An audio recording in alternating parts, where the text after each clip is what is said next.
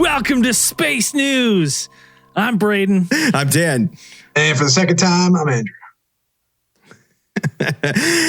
We've got near-Earth object observations, super laser propulsion innovations, magnetic anomaly propagations, cosmic visitor explanations, and more on this edition of Space News. Knees weak, mom spaghetti, all that shit. That was good. Yeah. I mean, getting right into it. It's been a busy week. It was a busy week last week for the theorists. Busy week coming up for the theorists. We're having two new theorists join us. My little ones joined us now, and Andrew's currently on baby watch. So we'll see what happens here. If we get through any of all of this, we'll see what happens. But let's get right into some space news. What's going on in space? Let's see. So this week we had a once-in-a-decade event that is occurring right now as we have an asteroid named DZ2, or 2020 number 2023 DZ2, which is apparently about it's about 40 DZ for the Canadians, in case you're wondering what the fuck was going on. Yeah. This object apparently is about, well, usually I guess scientists like to give relative sizes. It is about 20 to 30 meters in like 27, 30 meters wide, which apparently is roughly the size of the Parthenon. Like, is a weird comparison that they put in one of the articles. Another weird comparison I saw online was that it's 69 American alligators end to end. I don't think I was like, that's phenomenal. Anything other than the metric system, right? I'd like the size of the Parthenon is a weird comparison because I feel like it's like how many people have been to I mean, it's a tourist attraction, but like how many of your average person reading an internet article is like, oh yeah, okay. Like, yeah, I get it. How big that is. I think everybody just assumes it's really big. Yeah.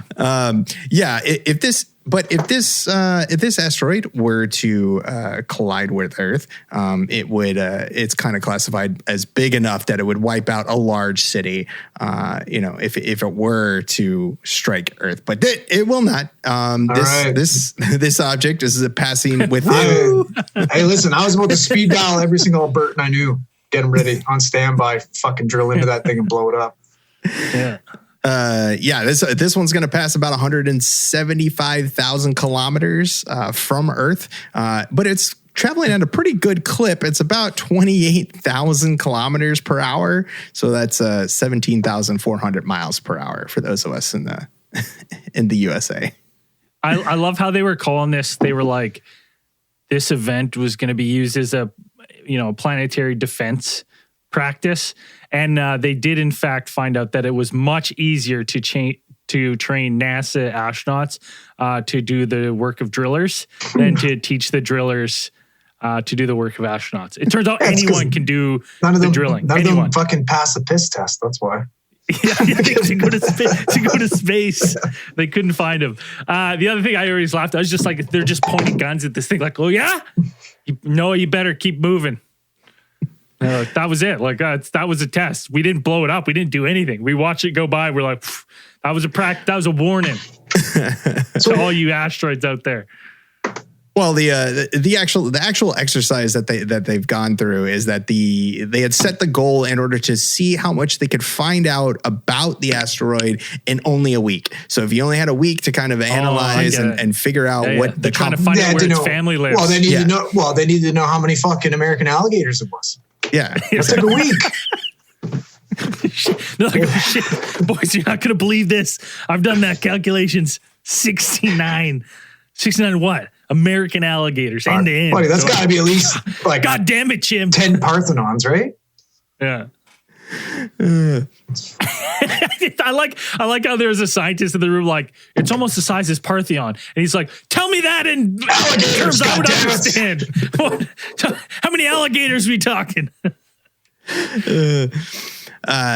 So next one, what about fucking, like, is Space Force still a thing? It is. Like, why shouldn't they be taking care of this shit? Don't they? They got to have lasers by now. Well, they've got their own. I attribute. Do you remember like the end of, like G.I. Joes? They were really like at the end in the fucking early 90s. They were grasping at straws because nobody's buying GI Joes anymore. So they put out those shitty space ones. I feel like that's what our Space Force looks like. Yeah, like our shitty. That's our Space Force. I think technically Space Force really kind of extends only to like low Earth orbit. I feel like it's not all the way out there. Like I think there's probably an area of there's probably an AO about like distance from the surface of Earth that they operate, and maybe that's just too far. That's just outside their jurisdiction at that point. Too bad. It's interesting for sure that we're getting better at tracking these things, and now we're trying to figure out what to do when the one's coming to wipe us off the face of the universe. Next, NASA had a little competition in order to find funding for a number of new projects for them to kind of work on. And one of the projects to come out of this was a radical propulsion concept that apparently would give us the ability to have like large, maybe about 1 ton objects accelerating to interstellar space in under 5 years, right? Which is a radical concept that hasn't really been explored. Like you have, for example, like you have the Voyager 1 probe. It took 35 years just to make it to like outside the solar system, right? So cutting that down would be a big leap, big advancement. It's kind of cool that like as you send these things off drifting in space, and as you get better and better at, more efficient in your propulsion systems and stuff, chances are you're going to catch and surpass the stuff that we've already sent out in space, like in quicker and quicker time. So it was I was like, oh, that's a cool thought. That, humans in, another 50 years could be on a spacecraft zipping by. They're like, oh, and on your left, that's the Voyager 1 probe drifted. We'll swing by, take a quick peek, snap some pictures, and off we go. Like apparently this concept that they're developing is known as pellet beam propulsion. It actually resembles another method of propulsion which we've kind of been looking at. Like people can probably recall the idea of the light sail, which has kind of been it's been a popular with that. Right. So basically shooting a high power laser at like an object that's kind of attached to like a low density sail, and then kind of pushing it out, and then you could accelerate it to whatever speed that you want to get it to. Now this one actually would be to work. Basically, it is you need 2 spacecraft to do it. You got one that would set off for interstellar space, and you have another that would sit in Earth's orbit. Now, the spacecraft that's orbiting Earth would shoot a beam of tiny microscopic particles at the interstellar spacecraft. And these particles would be heated up by lasers, which would cause part of them to actually melt into plasma that would accelerate them even faster and further. And then they just basically hit the object that's already traveling. Well, yeah, the pellets would probably reach around speeds about 120 kilometers per second.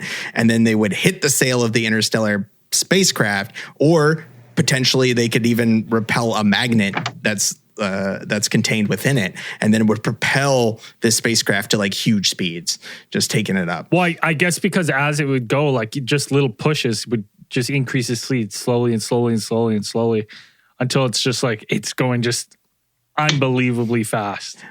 So this concept is only on paper right now. There's no real kind of practical stuff. But the interesting thing is that this was actually 14. This was one of 14 of other projects that were funded at the early stage. It got about $175,000 from NASA as a grant to kind of develop this further. But there were 14 other projects, and here's a couple of the other ones that I found that were kind of super interesting. They have one called biomineralization enabled self-growing building blocks for habitat outfitting on Mars, which when you read into it, it's really kind of neat. Essentially, it is growing building materials. You would take a fungus or a lichen or something like that, and you would use that organism to kind of grow stuff like calcium carbonate blocks and stuff like that, because you wouldn't be able to use you might not be able to use like the Mars regolith and stuff like that on the moon. You could just grow your building materials essentially. Now, on a separate note, have either of you guys seen Kiefer Sutherland's new show, Rabbit Hole?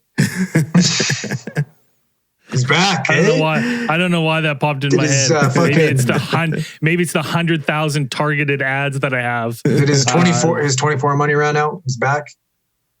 Did his restraining orders end from attacking people, and then he attacks people? What? Didn't he? Wasn't Kiefer Sutherland like just famous for like attacking people? Well, I mean, like that was Russell Crowe. To be fair, Russell Crowe. Yeah. But to be fair, he's a vampire. Yeah, that's true. So, no, it's cool that we're starting to invest more in this. In propulsion technologies. I mean, most of the stuff requires us to get in space already.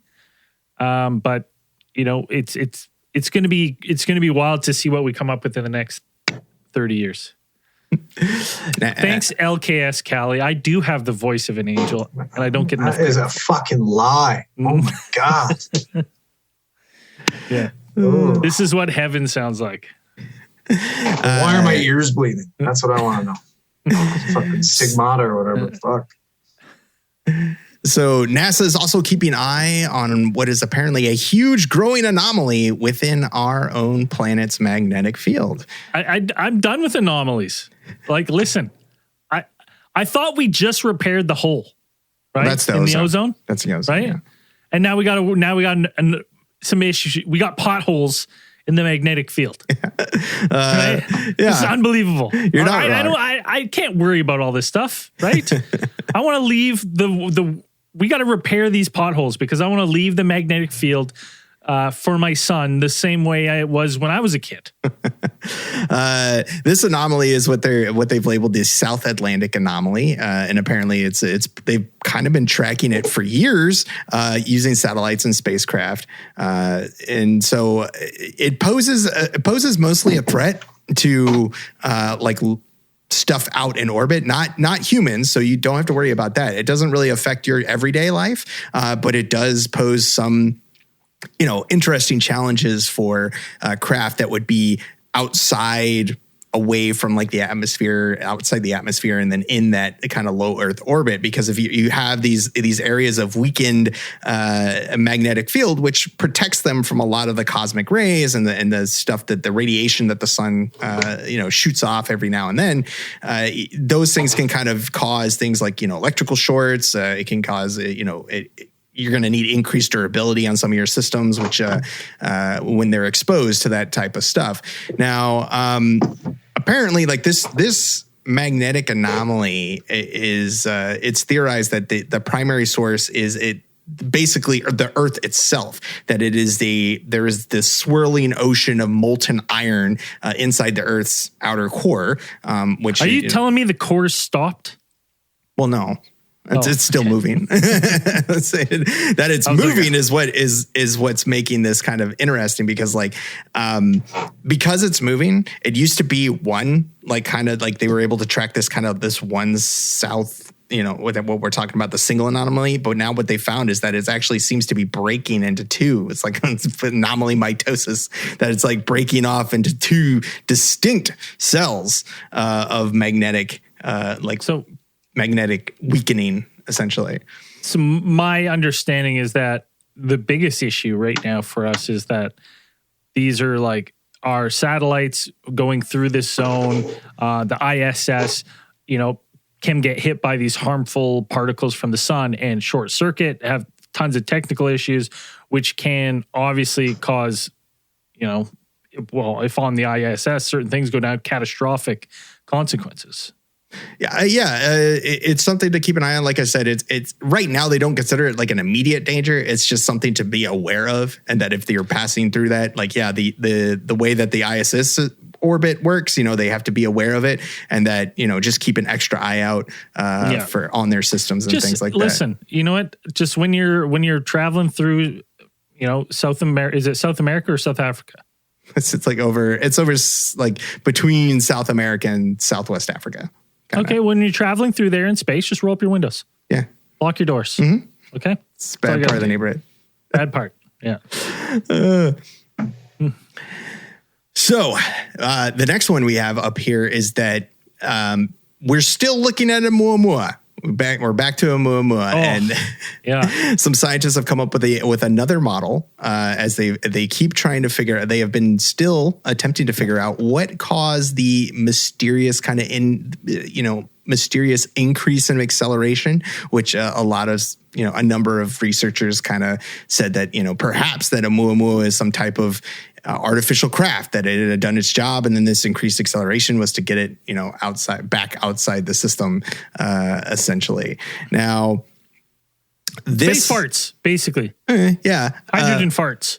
Well, that's what the model is kind of confirmed to some extent. Now, according to astrochemist Jennifer Bergner of the University of California, Berkeley, and the astrophysicist Daryl Seligman of Cornell University, they have evidence that this, Oumuamua, that tube-shaped chunk of rock, pretty much it probably began as like a planet seed or a planetesimal or piece of a tiny pseudo planet, and then it got kicked off and absolutely blasted into deep space. Right, which is something that we know has happened in here, our solar system at some point, like the Earth, like we had the moon, giant piece of the moon that smacked into Earth back when it was first forming. We have a lot of evidence to support that idea, and then. With Oumuamua, even though its motion is something that scientists found very unique because it spins as it goes, and they said that the motion is like akin to like a bottle on its side. That's what you imagine, like it's just kind of spinning, like it's like all the way down there, and then the object didn't seem to contain any ice or anything like that we could get from, probably hitting it with a number of like radio spectrometers and things like that, trying to figure out. Lots of squints through telescopes. So it didn't contain any ice like a comet would. And so, normally like the comets can, when the ice kind of breaks off and whatever, and gets close to the sun, that ice will melt, and then kind of further those gases that are contained within the ice will give it a propulsion and also make it look really cool. But we didn't get that with Oumuamua. What they're guessing and what they found is that like the model that they came up with originally didn't really seem to fit with the idea that it was kind of giving off like water, like it was burning off ice. It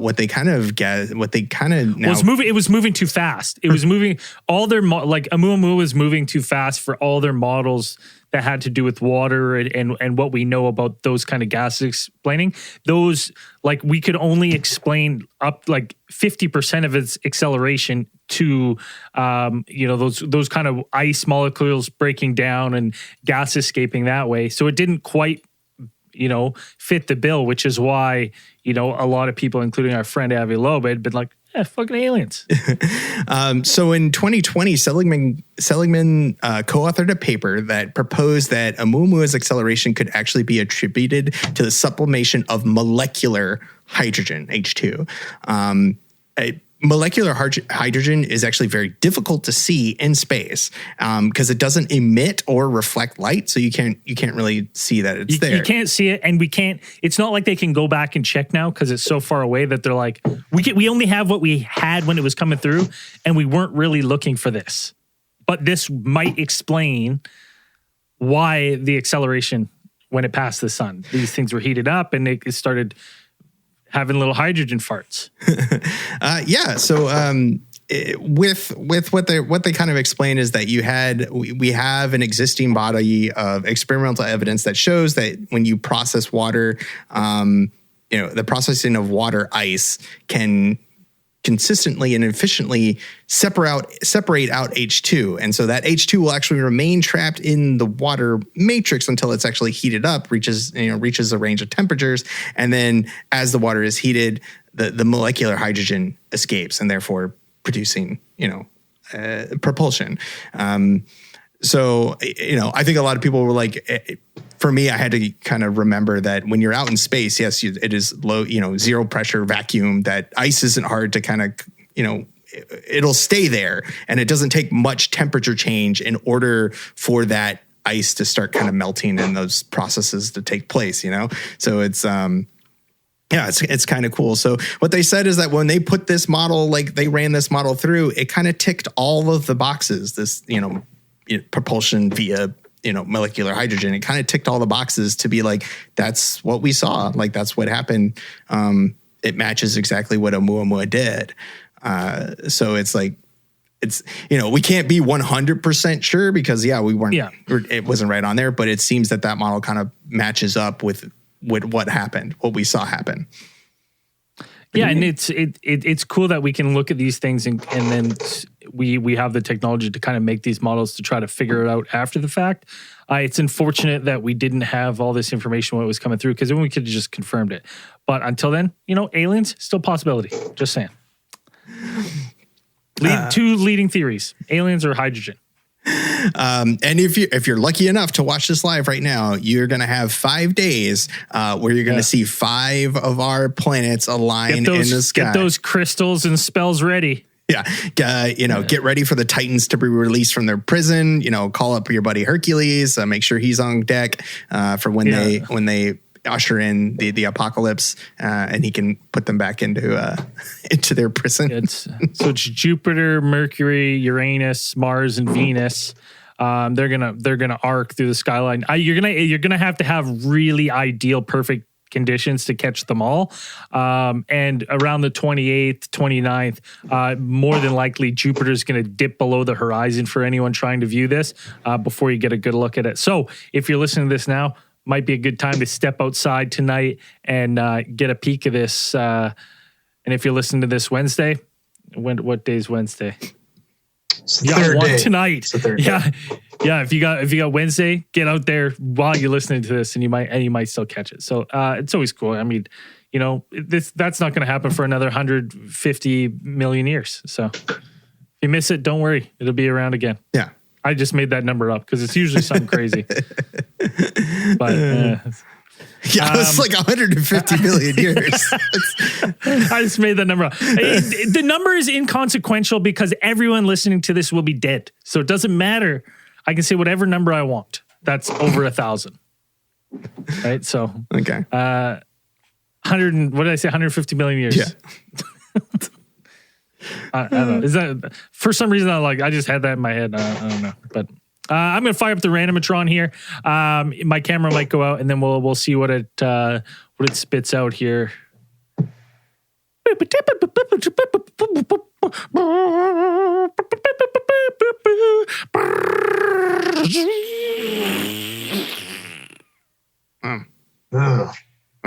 the randomtron cut out a little early.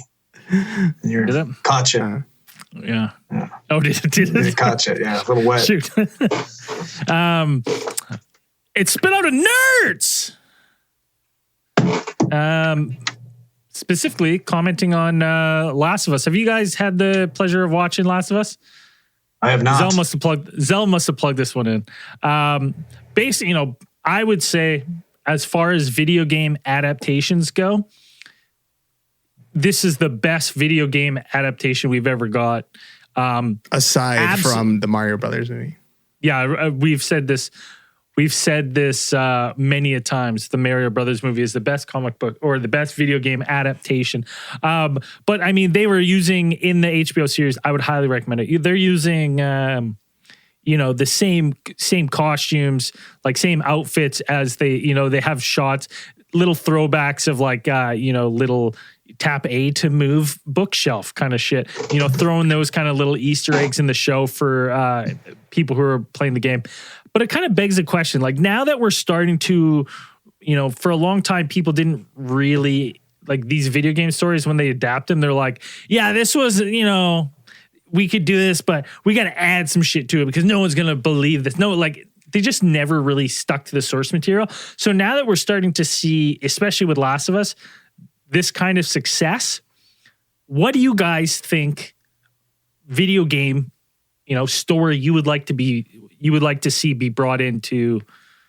I'm actually fucking shocked that the only Zelda adaptation we've gotten is that fucking cartoon from the 90s, which was really good. A little bit misogynistic, but it was fucking great. But I'm shocked. The Zelda cartoon? Yeah, it was great. Which was on the wasn't that part of the Mario Brothers? Yeah. Like the Mario Brothers TV show? Every once in a while, I'd be like, stay tuned for another episode of Legend of Zelda. And then it would fucking play. But that's all we've gotten so far. I can't believe that we don't have a live action Zelda yet. I think that's shocking to me. That's one of those ones too, because you could just do seasons of different stories, right? Of the different games, right? It would be quite easy to do a season on Ocarina of Time, Majora's Mask, dude, could you Twilight imagine Princess. They do Ocarina of Time and you start as young Link. Yeah. You take a break, then come back and he's grown up. Like, that'd be fucking awesome. Yeah, I do agree that you could. It would be an interesting one to see them bring in. Anyways, Dan, what do you think? There is some. I guess there's been an increase in probably the quality of video game adaptations over the years. I think just it's the problem with the productions that a lot of some of these things face. Like for take the Halo. Halo debacle or whatever you want to call it. Maybe there's some people out here that liked it. I think there's a season 2 somewhere. I think I heard rumblings maybe. But it's a very, like, a lot of these things, like, they get these video games and it's like, they just want the IP. They don't necessarily want to, they don't want to tell like the story. They don't want to do that. So they don't want to write a script for it really to like fill in the blanks and all that stuff. So they just like, they'll take like what I was hearing is like, they'll take some generic script like Halo, like they'll take some generic sci-fi script that they bought for like pennies on the dollar from some dude at a fucking Starbucks or something and just be like, yeah, we'll just use this. Like, we'll just use this and then put Master Chief in it. This guy's Master Chief is he's generic. He's generic every man. This guy's character, generic dude, whatever, and they'll just kind of mash them together and just be like, we really just want the name. We just want the character names and stuff like that. And then we don't give a shit about the script. It's still going to make money. It's still going to be whatever. There's probably advantages to them running the long form ones now. So if you're writing a whole season of TV show, it's probably easier to tell like a cohesive story over those things. But yeah, people seem to really like the Last of Us, but I would also say the Last of Us is kind of like, it's more of a drama than a video game. Like it's more like you're playing a movie anyways. It's more in a cinematic experience, interactive cinematic experience than an actual video game. Cause it's like, if you're going to do like, well, Uncharted's the same kind of game, and that movie fucking sucked. Yeah, is that the one they did with Tom Holland and Mackie Mac? Yeah. Mackie Mac. It wasn't good, but that's the same kind of thing. No, it was terrible. Both those fucking short kings. I love both those fucking guys. Those games are same thing. It's kind of the cinematic playthroughs, right? So it's but like what are we talking? Like who made Uncharted? Who made fucking Halo? We're talking. What is that? Last of Us, or what is it called? Yeah, Last of Us. That's fucking HBO. That's peak television. Okay, the best of the best of the best. HBO's. So Dan, HBO's they've called Maester Daniel, and they said, Maester Dan, give us a video game we're going to adapt properly. Right? What's the video game that you want to see on the screen? We already did a Castlevania. Actually, the Castlevania one's actually pretty good. The animated series. But if you're saying live action. Big budget, HBO, everything. Sunday nights, prime time. Oh, wait, they did Resident Evil already, and that was terrible. You got to pick something kind of sexy because there's going to be tons of boobs on it if it's HBO. Yeah. Tons of boobs. Yeah, obviously you need tons of titties. Yeah, has to be. It's not TV, it's HBO. Could be. Well, but think about it, it doesn't necessarily have to be HBO because it could be Disney because they could do Knights of the Old Republic, which would be fucking awesome. Yeah, that would be good. Right? That's a good one. I never thought about that. That was a fucking phenomenal storyline. I would love to see that. Some Darth Revan and Darth Malak. Yeah. That would be badass. All right. Well, Dan, since you can't think of one, you're really struggling. You know what I would like to see? Earthworm Jim? Well, there's two.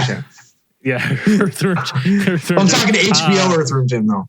Yeah, I could see Dragon Age doing well if they followed the source material.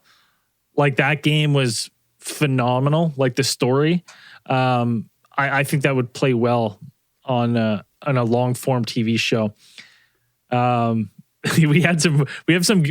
Let's discuss some of these good ones in the chat here. Duchess of Doobie says Crash Bandicoot. What is that? What is Crash? Which one's like, are they one? Because it's like the bird in the backpack, right? And they flip around. That's Banjo-Kazooie. That's Banjo-Kazooie. Crash Bandicoot's the fucking orange dude. Oh, that's right. Yeah. Okay, I remember Crash Bandicoot. How? You know what? I could go for a Banjo-Kazooie. Yeah. What's like a HBO gritty really adaptation of? Yeah. Like, Brandon Amata said Red Dead Redemption. That's a good one. I'm not a big Western guy though. I don't know. Good Western is nothing better than a good Western. Silver Lotus said Ratchet and Clank. I've never played the Ratchet and Clank movie is actually pretty funny. Like I watched that one. Yeah, it's actually pretty good. What else do we have? And someone said Duke Nukem and the HBO tons of boobs. Be good. Duchess of Doobie said GTA, obviously, for the titties. Yeah, titties. So those are some good ones. Oddly enough, the Randomtron spit out something else too. What? Double dipping. Did you guys get one too, or was it just me? I think I might have got one too. Dan, did you get one too, or was it just me and Andrew? I think, yeah. You do it. You got to read yours first because I don't even know how to do this. They spit us out some 1-star reviewers. The review I got is from Farmhouse Thai. Farmhouse Thai is a little Thai coffee tea cocktail bar. Where? San Francisco, I think. I don't really know. It doesn't tell me. Just is giving me a 1-star review. So if you're in the San Francisco area, go try out Farmhouse Thai and see if this 1-star review was warranted. This 1-star review is from Lauren. Shame on you, Lauren. And this is how I imagined she would have written this. Too long, don't read. If you're here for the experience and expect to pay money for mediocre food, coming in, you know you're here for the experience and ambiance. It's very well decorated and Instagrammable. They even have a photo op area decorated with flowers, a light ring, and then a neon sign. Once we were sat down, we were told to scan the QR code for the menu. To be honest, I'm not a fan of this. So I asked for a physical menu. The menu seemed to have 2 different options, the over 40 dinner set and the generic dishes like pad thai. Pad thai is not a generic dish. It's a good dish. Unless you're in Thailand, you never know. Maybe this is for... It's a good dish, Lauren. You're at a fucking Thai food place. In Thailand, so it's generic. There's no chicken nuggets. Is that what she said? Is that on there? No, I added that, but it could be. It could be. What the fuck? My friends and I opted for the cheaper options, which might have been a mistake. I got spicy chicken noodle soup with the spicy sauce on the side. I also had to fight the server. What? Like a fist fight? I don't know. Listen, I'm looking at a picture of Lauren. Lauren's not fighting anyone. All right. I don't think this. I'm going to tell you right now. This isn't Lauren. This is fucking LSP. Do you know who LSP is? No. This is Lumpy Space Princess. You need to look. You're nailing Lumpy Space Princess's voice. I originally wanted medium spicy, but he said the soup could only be extra spicy or not at all. Why can't you have it in the middle if you have 2 ends of the spectrum?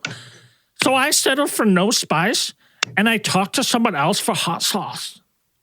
Chicken noodle soup for $22? Disappointed.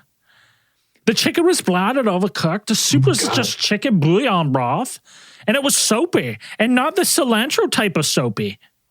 What the fuck does that mean? Cilantro type of soapy? I could have gone to a pho shop and got better chicken soup for half the price. It's like 8 small pieces of chicken noodle and water for $22. I feel like I got robbed. Veggie tofu noodle soup, $21. Just as disappointing, but with the veggies. The fried tofu bites were very spongy and flavorless. Veggies were a bit undercooked, and the broth tastes like it came from a can. Save your money, go somewhere else, because they can't cook a simple dish of chicken noodle soup. I doubt the pricier dinner sets would be any good either. Just a little flair of a new accent on the end with the either there. Yeah, that I was did. good. Yeah, I like that. It's a good way to finish it. Yeah, Lauren, suck it for your 1-star review. Farmhouse Thai, honestly, it's a 4-star restaurant. It's got tons of good reviews, but that's the one the Randomatron spat up for me. What did it spit out for you, Andrew? Oh, I don't know if I did this right. The Randomatron fucking. Yeah. On it. Well, what did it spit out for you? I don't have a name of I don't know where this is, but I'm gonna tell you right now. I think this place sells corn. All right, this is by a Lola K. Yeah. So you have to do a fake voice. Why I like to read it in the voice that I think they was in their head when they wrote it. Okay. I went out with friends on a Friday night. My dear Elise ordered corn with her meal and never got it. She even reminded the waitress twice, but they never brought it out. Here, or 2 days later, and Elise misses her corn and still wants some. That's it. That's a review. 1 star. Lola K. They're still waiting for their corn. What? So they left though. They obviously left. There is another review for this place though. Are you ready? Yeah. Kid friendliness. My friend is a child who is disrespected. They took away her freedom to eat corn. The end. What is this place and why are they not give the people the corn? I know. I don't get it. This is unbelievable. Just a bunch of fucking corn teasers. My friend is a child and they disrespected her. My friend is a child who was disrespected. Yeah. Yeah, they're friends. Who is this man? And why is he friends with the child? Kid friendliness. I have so many questions. Guys are part of fucking NAMBLA. For sure. Next, let's go before we sign off here. If you're not on our social media, you're not on the Facebook group, we get some interesting memes and stuff. So these are the most the most popular memes or posts on the Facebook group from the last 2 weeks. First off, we've got this picture here. See three people. You got first, second, and a third there, and this is from Bob Grandel, and it says, "So while looking through my game cam pics today, this kind of gave me chills. That's me in the front, then my daughter Cheyenne, and we don't know who the third is. No, get the zooming in. You can't make out a face. No. And the body is transparent. We even compared it to the other pics, and you can see the branches through. No them. way. I think I need to call." The Ghostbusters. Yeah, you see that. Like, listen, you see that. That's a. If you didn't fuck with that, and it's not whatever, you need to sage every single ounce of everything that you have, and douse yourselves in holy water because that's fucked. That's terrifying. Oh my god, that's a person. It definitely wearing looks a hat. like a person with a hat. Yeah, he's got a little hat. That's Rorschach. He's got a fucking Elmer Fudd hat on. He's going hunting. Yeah. He looks like he's holding a fucking rifle. Like that's just Rorschach casted through space and time by Dr. Manhattan. Like Rorschach? Yeah. Rorschach. Yeah. Rorschach? Rorschach. What else we got here? Is that pronounced properly? It's Rorschach? Rorschach. Rorschach. Andrew, you got disrespected on this one. It says dwarf-handed crayon. Hey, listen. I absolutely sat down for romantic. I absolutely got disrespected on that. My wife is like, I was interviewed for this. My wife is way better looking than Wade. Yeah, this is true. And Andrew, this would have been a Montana, so it's totally acceptable. I can draw on the tables. To draw on the table there. Look at that. Listen, I great. Other than you're memeing me with fucking fives here. Come on, I'm married up. Yeah, I'm married up. I mean, it's pretty good though. I like when they take the time to really get it in there. Like this is a good one. They got the skin tone. They lighten me up a bit. Like it's good. Yeah, they got the cut. They got the cut of the V-neck there. Yeah. So if you're listening to this, someone has What's a term I'm allowed to use now for these? Listen, I'll tell you right now. If you want to know what the term is for all you guys, listen. But you want to know? I got a term for the people who made this and all the people who laugh at it. You know what you are? You're height supremacists. All right, so I want you to know that. But I'm okay with it. I've been this height forever. I'm good with it. It's fine. Just live, with your height supremacy. And think, that's fine. It's a good one. Next, we had Christopher Wade Hopkins, who also joined the ATT Baby Club, and he was wearing his ATT sweatshirt for the maternity pictures. Oh, buddy, that's like fresh out of the oven pictures. That's the hospital blanket. Like that's buddy. That's cool. That's the new Theorite. Salem, great name. Cute baby. So congratulations, Christopher, and welcome, Salem. Next we had, this is the one I was telling you about, the 69 alligators. Nice. I knew I had it somewhere. Yeah, break it. So that's the official number. Somebody just made that fucking. Yeah. Somebody made that up. 69. That's Matt Orwin. And he was asking, are they end to end or all smushed together? Yeah. So that's hilarious. So, anyways, jump on our Facebook group.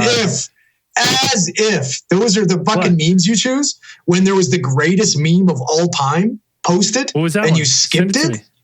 Well, these were, and you fucking skipped this, which was the greatest one that we've seen on our fucking group ever. Okay, hold on. And hold you on. missed that. I'll pull it. No. Oh. In fairness, I'll pull that up. In fairness, because you're calling me out. But I will say that one may have been the most on the next Space News because I just go by most popular. Right? So that one because it just got posted. It's low. No, of course, yeah. It's because it's. So where is it? Buddy. This one.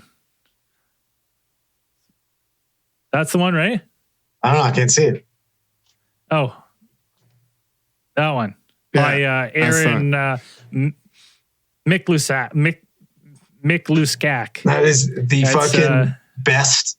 The best part is they didn't even Photoshop that. They just took that picture of you at Luke's wedding. Yeah, because that is me. Yeah. My son does have grumpy. He's got the grumpy face. He's got the Renner face. I messaged you. It's perfect. Just miserable.